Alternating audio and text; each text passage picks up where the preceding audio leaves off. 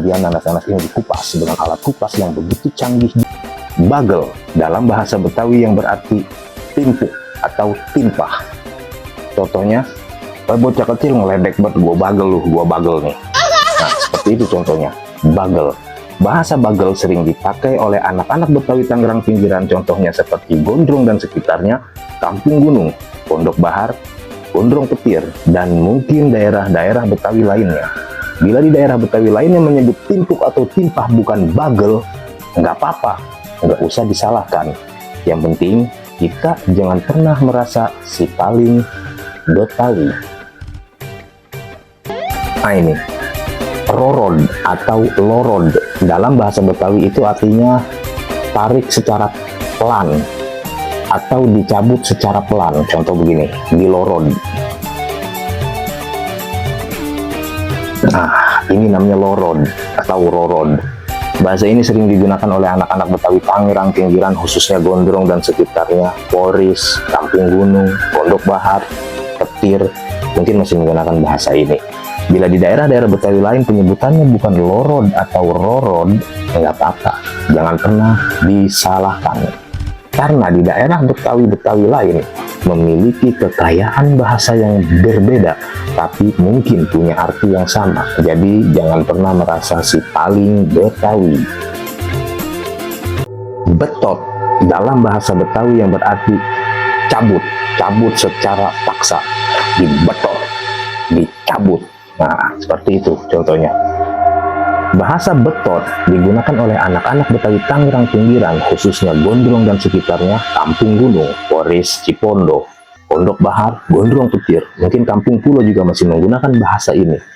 Jadi bila di daerah Betawi lain penyebutan tarik secara paksa bukan betot, jangan pernah disalahkan. Biarin aja, mereka mau bilangnya apa, mungkin mereka memiliki bahasa yang berbeda tapi punya arti yang sama. Jadi jangan pernah merasa si paling Betawi. Dinganan dalam bahasa Betawi artinya adalah lagian. Jadi contohnya begini, dinganan lu gua bilangin dari kemarin kagak ngerti-ngerti, lagian lu gue bilangin dari kemarin kagak pernah ngerti. Nah, itu dinganan, lagian. Bahasa ini sering digunakan oleh anak-anak Betawi Tangerang pinggiran, khususnya Gondrong dan sekitarnya, Poris, Kampung Gunung, Pondok Bahar mungkin masih menggunakan bahasa ini, dinganan. Dan bila di daerah Betawi lain penyebutan lagian bukan dinganan, nggak apa-apa, jangan pernah disalahkan. Mungkin daerah-daerah Betawi lain memiliki kekayaan bahasa yang berbeda, mungkin punya arti yang sama. Jadi jangan pernah merasa si paling Betawi. Jangan pernah ngulek sambal di mata suami.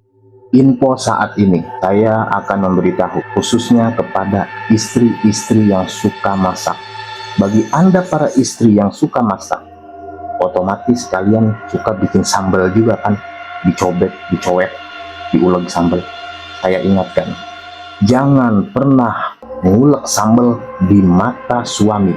Jangan sekali-kali dilakukan, karena itu sangat membahayakan. Nah ini juga jarang kita dengar sekarang. Selentik dalam bahasa Betawi itu artinya sentil. Umpama kita kesel banget nih sama anak kecil susah buat dibilangin, ngeselin banget, gua selentik kuping lu, gua selentik nih. Selentik, disentil. Bahasa ini sering digunakan oleh anak-anak Betawi Tangerang pinggiran, khususnya Gondrong dan sekitarnya. Jadi ketika di daerah-daerah Betawi lain penyebutan sentil bukan selentik, nggak usah dipermasalahkan dan jangan disalahkan.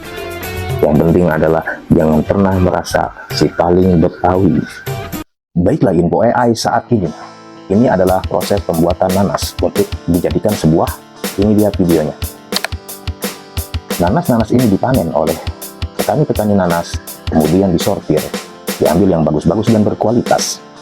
Setelah semua sudah disortir dan berkualitas baik dan bagus, nanas-nanas ini langsung dibawa menggunakan mobil truk kontainer menuju arah pabrik. Ketika sampai di pabrik, sebelum diolah, nanas-nanas ini dicuci bersih menggunakan alat-alat semprot canggih di pabrik dunia AI itu. Setelah semua nanas-nanas ini dicuci bersih, Kemudian nanas-nanas ini dikupas dengan alat kupas yang begitu canggih juga di dalam pabrik dunia AI ini. Sangat canggih alat kupasnya. Setelah dikupas, nanas-nanas ini dipotong-potong, diiris-iris menjadi bentuk seperti donat, tengahnya bolong. Setelah nanas ini sudah dikupas dan diiris berbentuk seperti donat, kemudian langsung dimasukkan ke dalam sebuah ruangan pemanas seperti di oven, sehingga bentuknya menjadi ciut, menjadi lebih tipis dan garing, renyah. Oke, sudah terlihat bentuknya seperti apa.